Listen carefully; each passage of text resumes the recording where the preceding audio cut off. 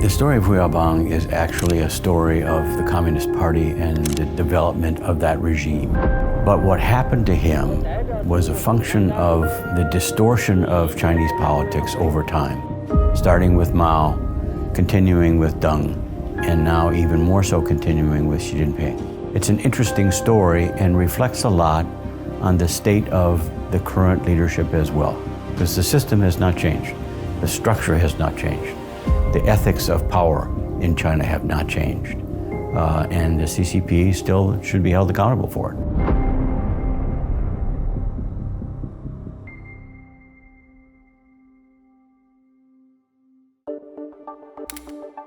This book is actually a prequel to the book that I wrote at Brookings in 2003, which was a study of U.S.-China relations after Tiananmen. And of course, Hu Yaobang played a significant role in the Tiananmen demonstrations because they started on account of his death and funeral. So I included a very short study of Hu Yaobang in that earlier book, but I thought there's something missing here. It's not a complete story. And then as I talked to some officials in Beijing, they said, Hu Yaobang is a very important figure and you should pay more attention to it.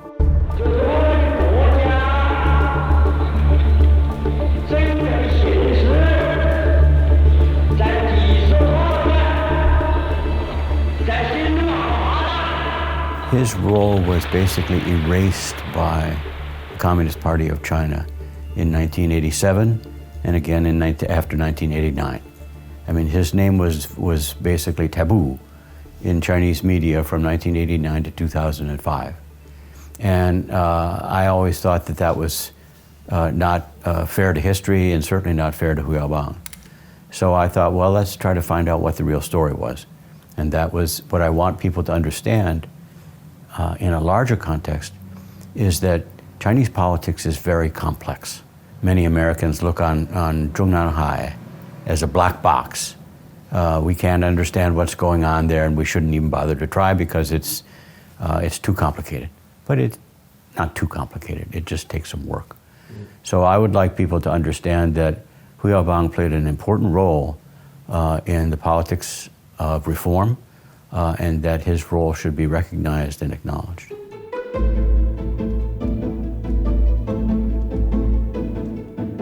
You use the conscience of the party as the title of the book. So in what sense do you consider Hu to be the conscience of the party?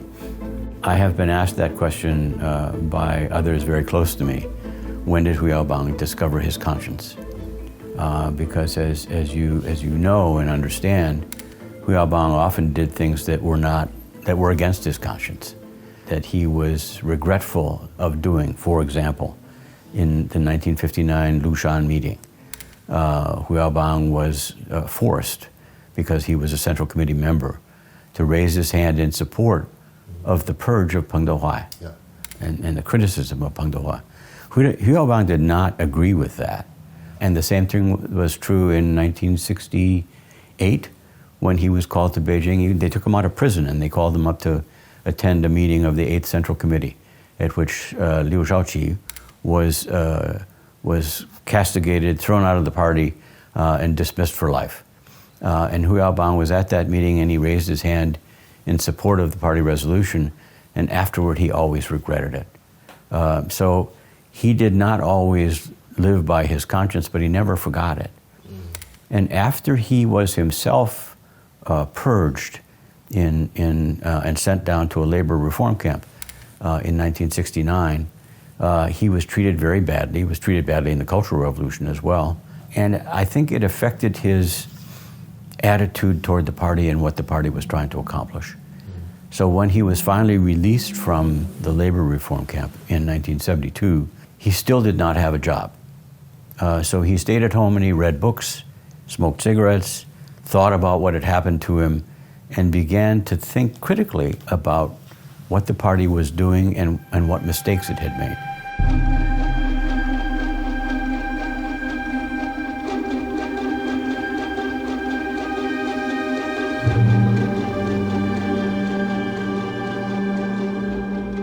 I don't think either Zhao or Deng Xiaoping had as profound a sense of what reform should be as Hu Yaobang did.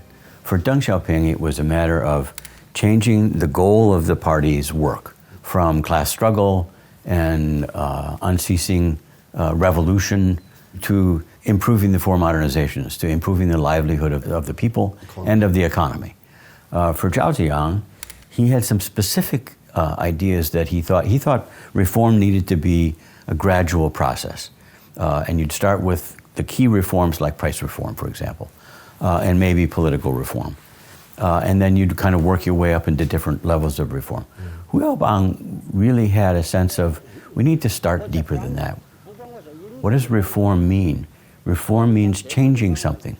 It means changing something that you did wrong.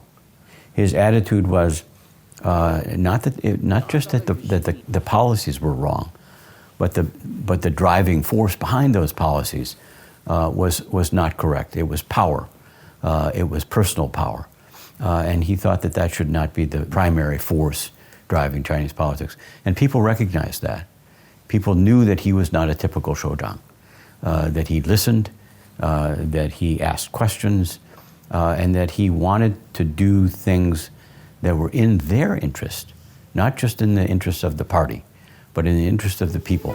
So he basically always was looking at the Lao Baixing and wanted to figure out what are the ways that we can improve their livelihoods as best as possible. And he started out, as soon as Mao died, Ye Jianying sent his son, I believe, to meet with Hu Yaobang.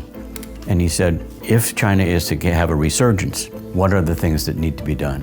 And he thought about it for a day. And he said, we need to, first of all, stop criticizing Deng. Second, we need to reverse all these evil verdicts against people who were purged during the Cultural Revolution. And third, we need to get back to production. We need to get people so they can raise their own food. And so that was his kind of his hallmark of what needs to be done. And not a lot of other leaders in the party accepted that, or were willing to follow Hu Yaobang in trying to move the Chinese system in that direction.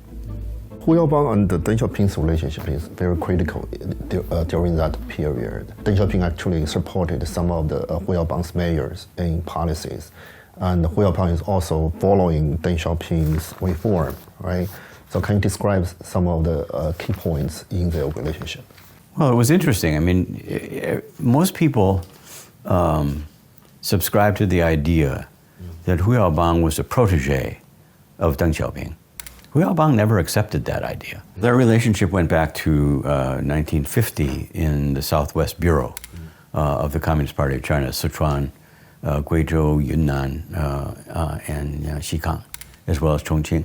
Deng Xiaoping and Hu Yaobang played bridge together. They both loved the game. They were both very good at it because you have to concentrate. Yeah. You have to count cards, and you have to know how to play them. And they laughed and smoked and snacked and had drinks and had a good time. But nobody talked about politics. So the relationship when they came back was still kind of formal. When in 1975, when Mao finally brought Deng Xiaoping back and said, "Fix this mess," that the Cultural Revolution had become, and Deng, strode in his usual way and took charge, and he accepted Ye Jianying's proposal that Hu Yaobang be one of his principal assistants and put into the Chinese Academy of Sciences. Deng said, okay, let him administer it. But they almost immediately began to disagree with each other because Hu Yaobang just walked right in and said, Chinese Academy of Sciences does science. It doesn't do ideology. It doesn't do vegetables. And he proposed to bring back all these old scientists who were purged. And Deng Xiaoping sort of says, calm down, don't, because Mao was still alive at that point. And they were all afraid that Mao was going to, which he eventually did, sort of put them all back in jail again, which happened in 1976. And Hu Yaobang was out there, and Hu Qiaomu was trying to, what he did was he put a quote from Mao into one of Hu Yaobang's speeches. And Mao eventually said, I didn't say that. And so they threw them all out again. So Deng's tolerance for Hu Yaobang's kind of free thinking was always affected by the fact that he often said, Hu Yaobang often said things that Deng didn't agree with or didn't understand. And so that eventually brought about, I think, the final deterioration of their leadership, of their cooperation.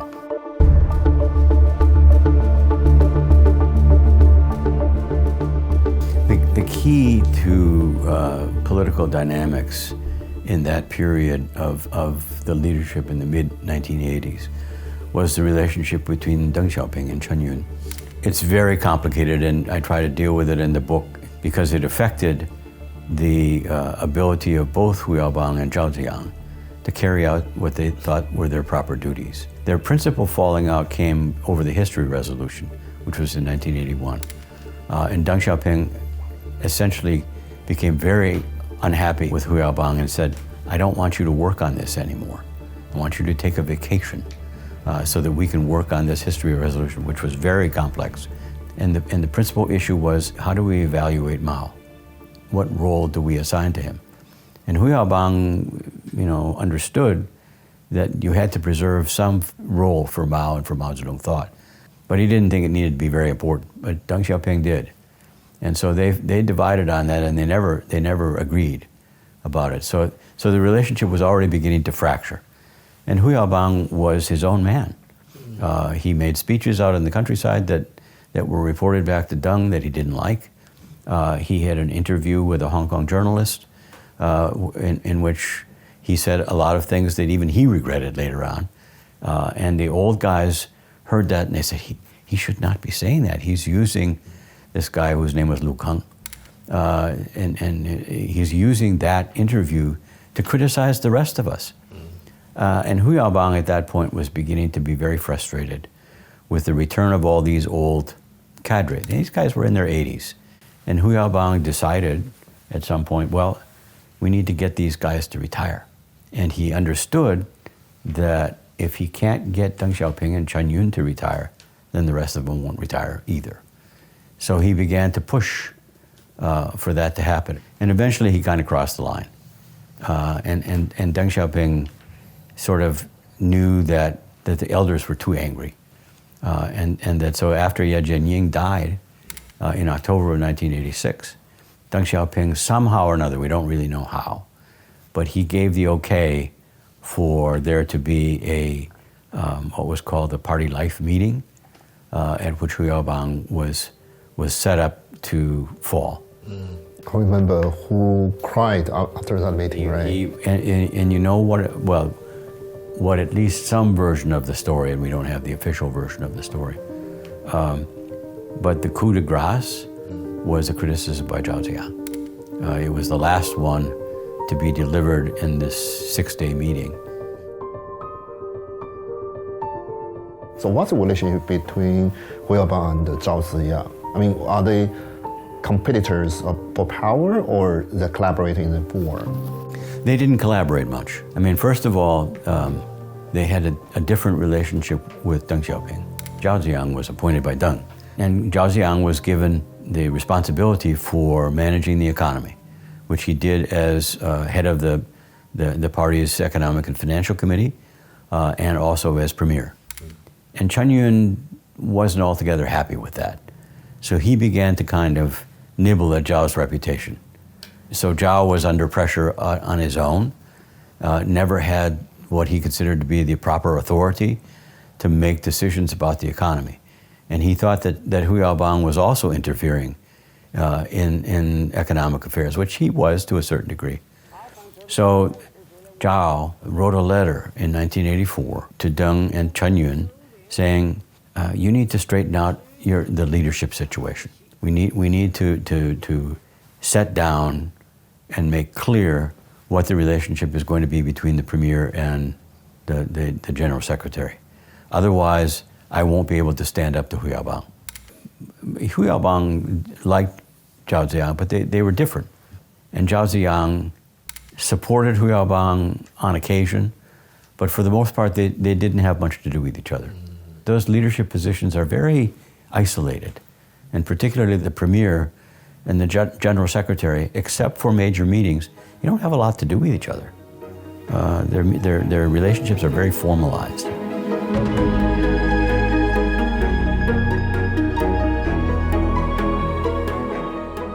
part of the book is about the fall of Hu Yaobang. He was accused of promoting bourgeois liberalization, right? Yeah, bourgeois liberalization. So do you think that's a real reason for his removal, or do you think Hu actually intending to promote Western values like democracy, liberty, and human rights?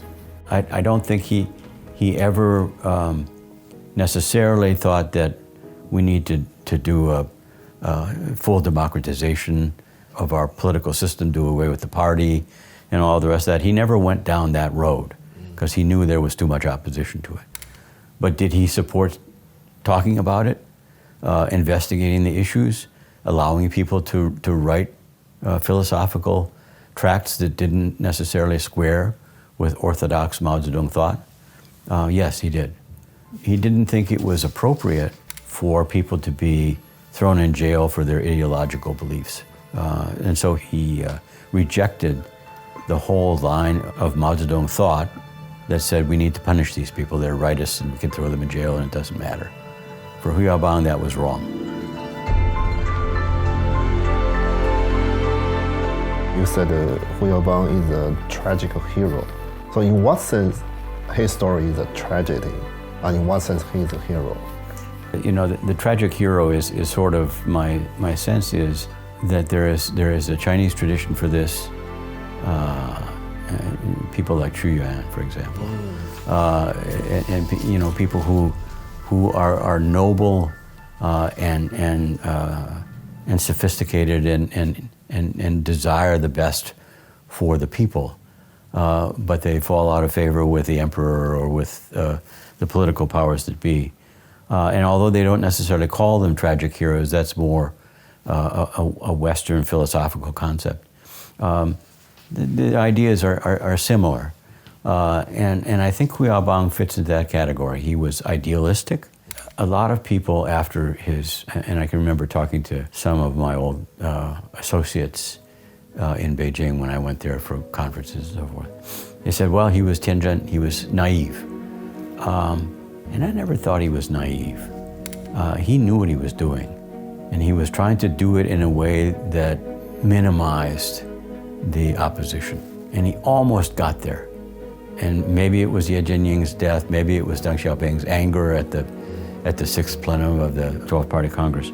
So he was a hero because people admired him even after his death.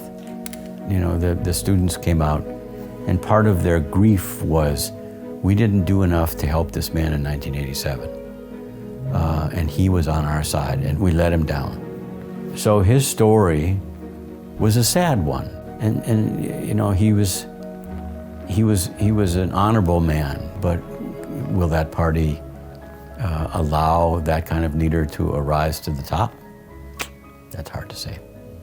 So as an American, what part of his characteristics you appraise the most? I liked his candor. I liked his willingness to speak truth to power. He had a kind of quiet moral courage that I think was one of the reasons why Tian Jiyun called him the conscience of Communist Party members, that he was willing to speak. And if people can have a better understanding of that, because right now, I mean, Hu Yaobang has again been silenced by the party. You know, his website's been closed down. You can't find any reference to him in the current party literature. So I would like, you know, for people to understand that there was a Hu Yaobang and he mattered. That he was a decent man in a system that didn't always welcome decency. That he stood up for the Chinese people and they remembered and respected him for it.